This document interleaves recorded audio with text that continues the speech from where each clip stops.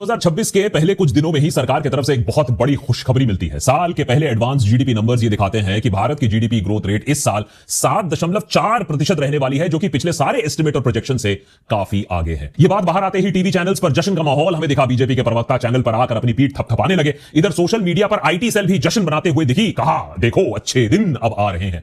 लेकिन इसी जश्न के बीच में जनवरी के शुरुआत के दिनों में स्टॉक मार्केट हमें फ्री फॉल में दिखता है।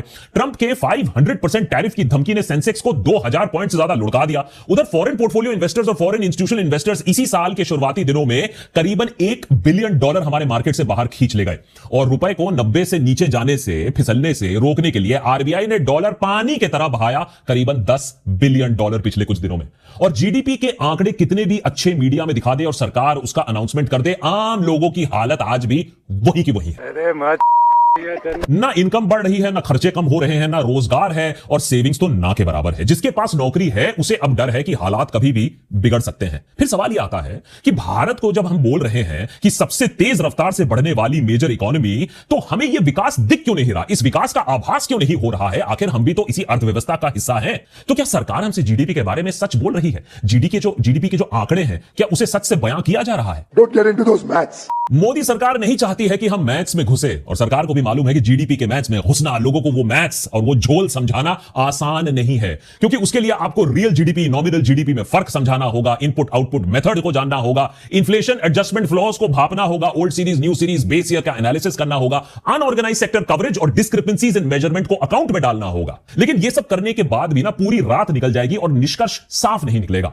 लेकिन हमारे जीडीपी नंबर्स की सच्चाई समझने के लिए एक बेहतर और आसान तरीका भी है, और वो ये है कि जो चीजों को हम देख सकते हैं, भाप सकते हैं, नाप सकते हैं, जिनके आंकड़े इतनी आसानी से छुपाए नहीं जा सकते, और अगर जीडीपी अच्छा कर रहा होता तो इन सेक्टर्स को भी अच्छा करना होता, इन नंबर्स को भी अच्छा करना होता। जैसे कि देश में पैसा कितना निवेश हो रहा है, देश में नौकरियां कितनी बन रही हैं और नौकरियां कितनी प्रोडक्टिव है, देश की 1-2% जनता जो स्पेंड कर रही है वो कौन सी चीजों पर स्पेंड कर रही है, उससे देश का कैसे भला हो रहा है, देश के अलग अलग सेक्टर्स का हाल और मैन्युफैक्चरिंग में क्या हम विश्व गुरु बन पाए हैं। हमें अक्सर दुनिया का फास्टेस्ट ग्रोइंग इकोनॉमी बताया जाता है, लेकिन अगर यह सच है तो विदेशी निवेशक हमारे देश से पिछले साल 1.66 लाख करोड़ रुपए मार्केट से क्यों बाहर निकाल कर ले गए? उन्हें ऐसा क्या मालूम है जो हमें मालूम नहीं है या हमें बताया नहीं जा रहा है? अगर ये सारे सवाल आप अपने आप से पूछोगे तो सच अपने आप सामने आ जाएगा, और उसके बाद हम जरूर सॉल्यूशंस की बात कर सकते हैं। लेकिन पहले इस क्राइसिस को जानना, इन जुमलों को समझना जरूरी है। और हां, जीडीपी की ग्राउंड रियलिटी समझने से पहले एक बात मैं क्लियर कर दूं, यह जीडीपी का डिस्कशन एकेडमिक नहीं है। जीडीपी के नंबर्स का इंपैक्ट आपके और मेरे पर्सनल लाइफ पर पड़ेगा, आपके और मेरे बटुए पर पड़ेगा।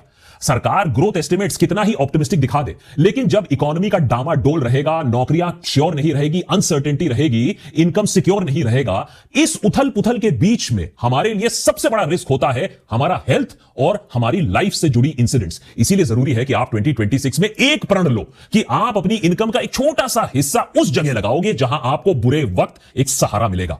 एक बीमारी, एक एक्सीडेंट और आप सीधे अस्पताल के गेट पे अपने आप को पाओगे। और आपके पास अगर हेल्थ इंश्योरेंस ना हो तो आप मान के चलिए कि आपके जेब से लेकर आपका बैंक अकाउंट तक डाउनफॉल की तरफ चले जाएगा। और अगर कल को कुछ ऐसा हो जाता है कि फैमिली का सोल ब्रेड अर्नर दुनिया में नहीं रहता है, तो उसकी फैमिली इमोशनल के साथ साथ फाइनेंशियल डाउनफॉल में चली जाएगी। ऐसे में काम आता है एक टर्म इंश्योरेंस, जो कि एक लाइफ इंश्योरेंस का प्योरेस्ट फॉर्म होता है। यह आपके ना रहने पर कम से कम आपकी फैमिली को फाइनेंशियल सिक्योरिटी देता है। हर महीने एक छोटी सी रकम का प्रीमियम देकर आप इन दोनों इंश्योरेंस में लाखों से लेकर करोड़ों तक का इंश्योरेंस कवर करवा सकते हो। आजकल तो कुछ हेल्थ इंश्योरेंस प्लान्स ऐसे होते हैं, कई एग्जिस्टिंग डिजीजेस को वो डे 1 से कवर करते हैं। आप तो इंश्योरेंस पर जीएसटी चार्ज भी नहीं लगता है, यह सरकार ने एक पॉजिटिव स्टेप किया है, तो आपको उसी अमाउंट पर काफी ज्यादा एक कवरेज मिल जाएगा with the same premium. Description में मैंने एक लिंक देकर रखा है, आप खुद जाइए, परखिए, देखिए क्या फीचर्स हैं, क्या फैसिलिटीज हैं, कौन कितना दे रहा है, कौन कितना एस्टैब्लिश्ड है। ऑनलाइन प्लान लेने पर 15 से 25% तक का आपको डिस्काउंट भी मिलता है। So do check it out and make your future secure. Anyways, back to the story. एक तरफ जहां अच्छे जीडीपी नंबर्स की खुशी, वही दूसरी तरफ हमारे लिए शर्म की बात यह है कि इंटरनेशनल मॉनेटरी फंड ने हमारे नेशनल अकाउंट्स डेटा के मामले में हमें सी ग्रेड दिया है, माने फेल, डी ग्रेड से बहुत करीब। यह सम्मान हमें इसलिए दिया गया है क्योंकि हमारे जीडीपी नंबर्स तय करने में जो डेटा का इस्तेमाल होता है, इंफॉर्मेशन का इस्तेमाल होता है, वो आउटडेटेड है या खराब है। जैसे बेस ईयर आउटडेटेड है, 2011-12 का हम यूज कर रहे हैं। डिफ्लेशन के लिए होलसेल प्राइस इंडेक्स का इस्तेमाल करना होता है, हम कर रहे हैं प्रोड्यूसर प्राइस इंडेक्स या पीपीआई का। जीडीपी का कैलकुलेशन में भी झोल देखा गया है आईएमएफ के द्वारा, और सीपीआई का जो बास्केट होता है, जो चीजों को कंसिडरेशन में ली जाती है, वो पूरा का पूरा आउटडेटेड है। बेसिकली हिंदी में बोले तो पूरा मैक्रो इकोनॉमिक डेटा फ्लॉड है, शायद जानबूझ के फ्लॉड है, जिससे जीडीपी के आंकड़े अच्छे दिखें और सच्चाई बाहर ना आए।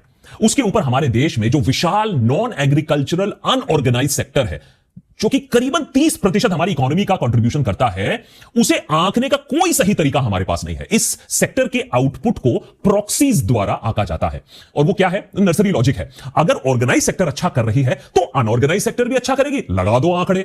लेकिन डीमोनेटाइजेशन, जीएसटी, कोविड की मार खाने के बाद अनऑर्गेनाइज सेक्टर की हालत बहुत खराब रही है पिछले कुछ सालों में। उसके ऊपर यूएस टैरिफ की मार अनऑर्गेनाइज सेक्टर ने सबसे पहले और सबसे ज्यादा अभी तक झेली है, लेकिन इसको आंका नहीं जा रहा है। जीडीपी नंबर्स इसे रिफ्लेक्ट नहीं कर रही हैं, लेकिन सैकड़ों की तादाद पर आप इसे देख सकते हो, अपनी आंखों से देख सकते हो। जब आप रास्ते पर देख रहे हो किस तरीके से गिग वर्कर्स, अरे दिहाड़ी के रेट पे या उससे कम रेट पर काम करने को तैयार हैं, लेकिन उन्हें काम नहीं मिल रहा है। अनऑर्गेनाइज सेक्टर की खस्ता हालत के बारे में हमने एक एपिसोड भी बना के रखा था कि यह गिग इकोनॉमी कैसे एक्सप्लॉयटेशन कर रही है, उसे देख लीजिएगा, आपको समझ में आ जाएगा कि अनऑर्गेनाइज सेक्टर में एक इमरजेंसी चल रही है अभी। अब ऐसा भी नहीं है कि हमारे देश में किसी के अच्छे दिन भी नहीं चल रहे हैं। बड़े कॉर्पोरेट्स, बड़े बिजनेसमैन, बड़े सैलरी वाले लोग, बेसिकली इंडिया का जो 1 to 2% जो टॉप में है, वो रोल्स रॉयस भी खरीद रहा है, लैम्बोर्गिनी और मर्सिडीज भी खरीद रहा है, रिकॉर्ड स्पीड में खरीद रहा है, ताबड़तोड़ रिकॉर्ड तोड़े जा रहे हैं। लेकिन वहीं आप देखोगे स्कूटर, बाइक, स्मॉल कार्स, उनकी सेल वहीं की वहीं अटकी पड़ी हुई है। कंज्यूमर गुड्स की बात करें तो आपको मिलेगा हाई एंड स्टोर्स हमारे देश में हर दिन खुल रहे हैं। मॉल्स में जाइए तो मॉल्स खचाखच भरे हुए हैं। चॉकलेट्स में आपको इंटरनेशनल फेरेरो रोशर्स और लिंट चॉकलेट भी मिल जाएगा। इंटरनेशनल स्किन केयर ब्रांड्स और बॉडी शॉप और गॉर्मे चीज और प्रीमियम ऑलिव ऑयल, आपको वेट लॉस ड्रग्स भी इंडिया में मिल जाएंगे। सब कोई आ रहा है इंडिया में, खूब मार्केट चल रहा है उनका। लेकिन economist and author Ashoka Moody का कहना है कि ये सारे जो कंजम्पशन पैटर्न्स हैं, ये बहुत स्पेशलाइज्ड हैं। माने ये जो हम हाई एंड कंजम्पशन कर रहे हैं, जो हमारा 1 से 2% जो हाई एंड कंजम्पशन कर रहा है हमारे देश में, वो देश की जो कंज्यूमिंग क्लास है उन चीजों का सेवन कर रही है, वो जगह पर हॉलिडेज पर जा रही है जहां पैसा देश से बाहर जा रहा है। देश की मैन्युफैक्चरिंग और देश की इन्वेस्टमेंट में पैसा नहीं लग रहा है। और अगर कंपनीज की बात करें तो अगर आप सिर्फ एनवीडिया और गूगल ले ले, सिर्फ 2 यूएस कंपनीज, उनका साइज हमारे पूरे देश के जीडीपी से ज्यादा है। हां, 4 ट्रिलियन, फोर्थ लार्जेस्ट कर लो, ये 2 कंपनीज हमारे पूरे देश के जीडीपी से ज्यादा है।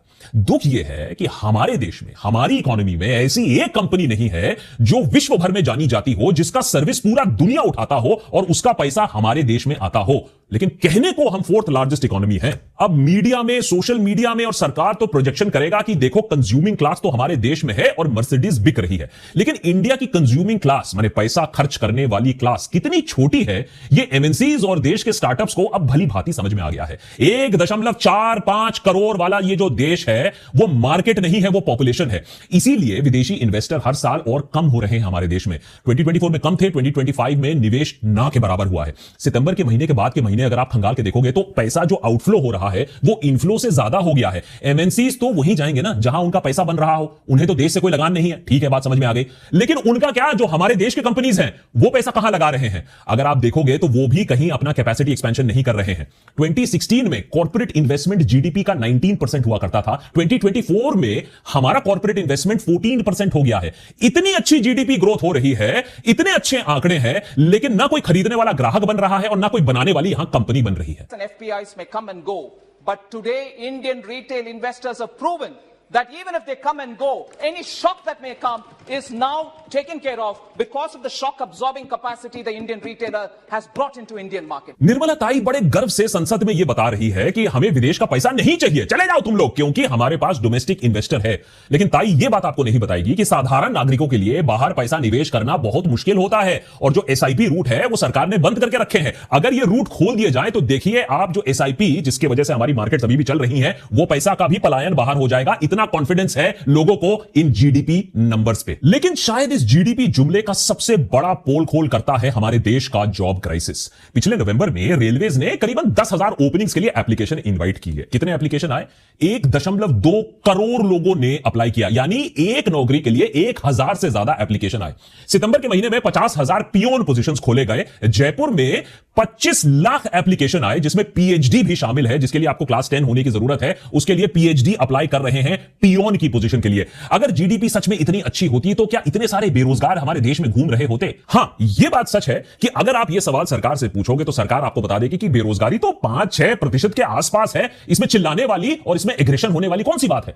लेकिन यही तो झोल होता है, आंकड़ों को इसी तरीके से घुमाया जाता है, नैरेटिव को इसी तरीके से बनाया जाता है। यह सरकार को अच्छी तरीके से मालूम है। इंटरनेशनल लेबर ऑर्गेनाइजेशन के मुताबिक एक इंसान इंप्लॉयड होता है अगर वो हफ्ते में 1 घंटा काम कर ले। भारत भी कहीं ना कहीं इसी लॉजिक को फॉलो करता है। 5 लोग एक बंदे का काम करते हैं, देखने में सारे 5 लोग इंप्लॉयड है, लेकिन कर वो घंटा रहे हैं, प्रोडक्टिव आउटपुट कुछ हो नहीं रहा है, देश का कोई भला नहीं हो रहा है। हमारे देश में ये क्रॉनिक अंडर एम्प्लॉयमेंट साफ साफ है। अब मान लीजिए, और एकेडमिक्स ये कहते हैं कि एक इंसान का काम अगर कल करने से शुरू हो गया तो हमारे देश में आपको 20 करोड़ से ज्यादा अनएम्प्लॉयड लोग एक दिन में ऐसे ही पैदा हो जाएंगे। और बहुत लोग तो थक हार के जॉब ढूंढना ही बंद कर देते हैं, नहीं चाहिए हमें नौकरी, नहीं मिलेगी हमें नौकरी।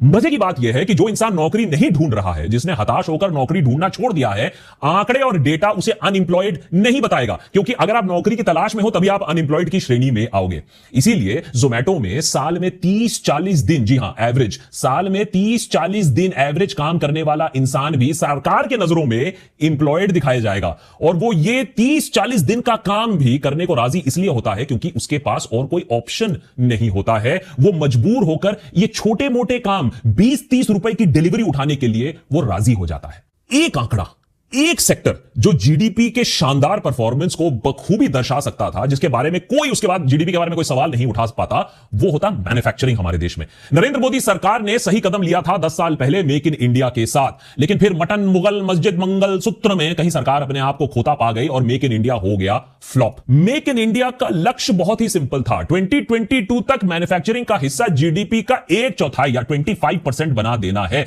कोई भी इंडस्ट्रियलाइज देश को यह करना होता है। लेकिन शर्म की बात तो यह है कि इतने ढोल नगाड़े के बाद भी आज भी मैन्युफैक्चरिंग इतने सालों से वही 17% के आसपास अटका पड़ा हुआ है। और संकेत तो अब यह है कि इस साल, आने वाले साल में मैन्युफैक्चरिंग की हालत और भी खस्ता होने वाली है, क्योंकि आउटपुट ऑर्डर्स ही अब नहीं है। यहां तक कि हमारे देश में कमर्शियल इलेक्ट्रिक डिमांड कम हो रही है बढ़ने की जगह। इस एपिसोड में मैंने सिर्फ कुछ चीजों के बारे में बात की है जो हमें साफ साफ दिखता है, जो जीडीपी के इस झूठ को साफ साफ दर्शाता है। उसके ऊपर इतनी सारी और भी चीजें हैं जो जमीनी हकीकत दिखाती है। हाउस होल्ड सेविंग्स की अगर हम बात कर लें, या डेट, इसके बारे में हमने पूरा का पूरा एपिसोड बना के रखा है कि कैसे पूरा देश कर्जे में डूब रहा है, कैसे औसतन एक परिवार वो सेव कितना कर पा रहा है, बचत कितनी कर पा रही है ही नहीं, क्योंकि इतने ज्यादा एक्सपेंसेस बढ़ गए हैं। एक्सपोर्ट्स की हालत सालों से खस्ता ही पड़ी हुई है, और अब तो ट्रंप अंकल ने टैरिफ लगा दिया है, तो उसके बाद तो आप पूछिए ही मत। उल्टा ट्रेड डेफिसिट बढ़े जा रहा है, चाइना से $100 बिलियन से ज्यादा सामान इंपोर्ट हो रहा है। तो इस जंजाल से निकला कैसे जाए? सबसे पहले तो यह मानना होगा कि हम जुमलों वाली जीडीपी पर नहीं बैठ सकते हैं, क्योंकि जब यह झूठ का जुमला फूटेगा तो बहुत लोगों को चोट लगेगी। अगर आपने यह बात मान ली, यह बात आप समझ पा रहे हो कि हां इसमें प्रॉब्लम है, तब हम सोल्यूशन की बात कर सकते हैं। नंबर 1, सबसे पहला काम जो सरकार को करना चाहिए कि अनऑर्गेनाइज सेक्टर में डायरेक्ट आपको सर्वे करना पड़ेगा। आपको जेन्युइनली फाइंड आउट करना पड़ेगा कि ये जो अनऑर्गेनाइज सेक्टर में सिचुएशन कितनी खराब है और उसके लिए सरकार क्या कर सकती है। अभी तो हम इसको अनदेखा कर रहे हैं। दूसरा, ये जो डेटा चोरी है, ये जो डेटा चोरी है उसे हमें बंद करना पड़ेगा। पहले तो बेस ईयर को आप अपडेट करो, फाइनली सरकार ये कर रही है, 2011-12 से हम लोग अब मूव कर रहे हैं, ये तो कम से कम होने वाला है। प्रोड्यूसर प्राइस इंडिसेस को आपको इंट्रोड्यूस करना पड़ेगा, डिस्क्रिपेंसीज को आपको कम करना पड़ेगा। अरे इंडिया जैसा देश, 4th लार्जेस्ट इकोनॉमी, और इंटरनेशनल मॉनिटरी फंड हमको सी रेटिंग दे रहा है, या चाइना बना रहे हो क्या इस सब चीजों में? इसमें तो आपको ट्रांसपेरेंसी दिखानी पड़ेगी। नंबर 3, आपको मास डिमांड पर फोकस करना पड़ेगा, not Rolls Royce and Lamborghini. आपको रियल वेजेस बढ़ाने पड़ेंगे, रियल जॉब्स बढ़ाने पड़ेंगे, स्किल डेवलपमेंट आपको कराना पड़ेगा, और इनफॉर्मल सेक्टर को आपको सपोर्ट करना पड़ेगा। पॉइंट नंबर 4, जैसे आपने जीएसटी 2.0 किया था, अच्छी बात है, और उसके बाद ऑब्वियसली कुछ राहत भी दिखी है। ऑटो अगर सेक्टर की आप बात करें तो जीएसटी 2.0 के बाद auto sector is done well. उसी तरीके से आपको मेक इन इंडिया 2.0 करना पड़ेगा। आपको मानना पड़ेगा कि मेक इन इंडिया 1.0 फेलियर था, 10 साल में हम वो चीज नहीं कर पाए हैं, हमें मैन्युफैक्चरिंग को बूस्ट करना पड़ेगा। पीएलआई स्कीम्स एक इफेक्टिव कैंपेन है, अच्छी बात है। इंफ्रास्ट्रक्चर पर आपको केपेक्स बढ़ाना पड़ेगा, एफडीआई पॉलिसीज को आपको खंगालना पड़ेगा कि क्यों हमारे पास कोई इन्वेस्टमेंट नहीं कर रहा है। और ये जो टैक्स टेररिज्म है यार, उसको बंद करो। इतने सालों से आपको मालूम है कि आपके देश में टैक्स टेररिज्म चल रहा है, आप उसे बंद नहीं कर पा रहे हो। पॉइंट नंबर 5, इन इक्वालिटी आपको हमारे देश में कम करना पड़ेगा। ये जो रिच कंजम्पशन कर रहे हैं और हम यही 2-5% जो कंजम्पशन कर रहे हैं उस पर पूरा देश नहीं चल पाएगा। Mass consumer goods, affordable housing, education, health, इस पर आपको इन्वेस्ट करना पड़ेगा। 2% के लिए नहीं, पूरे जनता के लिए आपको इन्वेस्ट करना पड़ेगा। और हो सके तो कम से कम ये झूठ बोलना बंद करो। 1% से कम इन्फ्लेशन पर देश चल रहा है, हमें यह मानना होगा। आज सिचुएशन ऐसी है कि सरकार बोल देगी कि हां भाई, हाई ग्रोथ भी है, लो इन्फ्लेशन भी है और अनएम्प्लॉयमेंट तो है ही नहीं, जबकि सच तो यही है कि नौकरियां ना मिल रही हैं, वेजेस स्टैग्नेट कर चुकी हैं, रेंट्स बढ़े जा रहे हैं, खर्चे बढ़े जा रहे हैं। तो कहीं ना कहीं आपको और हमको भी ना सवाल उठाना पड़ेगा। अभी हाल ही में हमने देखा कि कैसे अरावलीज पर हमने सवाल उठाया, कुलदीप सिंह सेंगर रेपिस्ट पर हमने कैसे सवाल उठाया, और कोर्ट को काम करना पड़ेगा।